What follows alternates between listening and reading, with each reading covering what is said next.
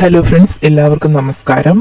അപ്പോൾ ഹരിതകർമ്മ സേന അംഗങ്ങൾക്ക് ഇനി മുതൽ ഹരിതകർമ്മയ്ക്കും തൊഴിലുറപ്പിനും രണ്ടിനും കൂടി പോകുവാൻ സാധിക്കുന്നതല്ല.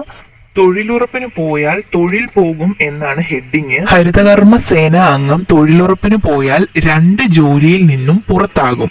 ഹരിതകർമ്മ സേന അംഗങ്ങൾ തൊഴിലുറപ്പ് പദ്ധതിയിൽ അംഗങ്ങളാകാൻ പാടില്ലെന്ന സർക്കാരിന്റെ പുതിയ തീരുമാനമാണ് തിരിച്ചടിയായത്. അതുപോലെ തന്നെ ജനപ്രതിനിധി, CDS chairperson, ASHA worker, anganwadi worker, SC/ST promoter, സാക്ഷരതാ പ്രേരക്മാർ എന്നിവർക്ക് തൊഴിലുറപ്പ് പദ്ധതിയിൽ അംഗമാകാൻ പാടില്ലെന്ന നിർദ്ദേശം നേരത്തെ തന്നെ ഉള്ളതാണ്. നിലവിൽ നമ്മൾ കണ്ടുവരുന്ന ഒരു സാഹചര്യം എന്ന് വെച്ചാൽ തൊഴിലുറപ്പിൽ ഇറങ്ങുന്നവരൊക്കെ തന്നെയാണ് ഹരിതകർമ്മയുടെ ഡ്യൂട്ടിക്കും പൊക്കോണ്ടിരിക്കുന്നത്.